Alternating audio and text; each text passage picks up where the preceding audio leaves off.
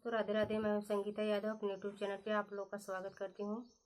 दोस्तों आप लोग के बीच में सोहर गीत लाई हूं। कैसा लगे कमेंट बॉक्स में बताना। अच्छा लगे तो लाइक और सब्सक्राइब जरूर करना। धन्यवाद। बैठी जे हलिया रानी देवा की हो सपना, एक देखई हो सपना, एक देखई हो मोरे रामा, खोदी के जगावई वासुदेवा हो सपना, बतियावई हो सपना, बतियावई हो।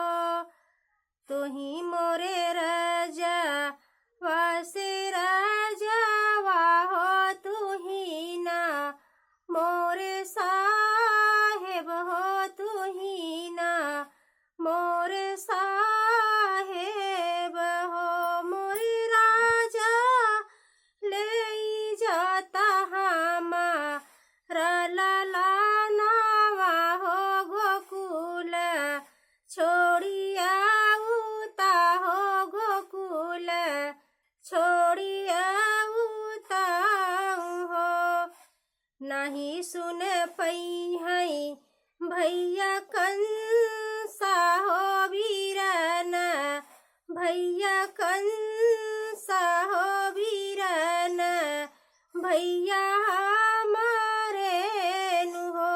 मोरे रामा छीन लई है गोदी से लला नावा हो, पटकी मारी डाली है हो, पटकी मारी डाली हाई हो। इतनी बचना सुने वासुदेव हो, उठाई लिहले लाला ना हो, उठाई लिहले लाला ना हो। मोरे रामा ले चले सु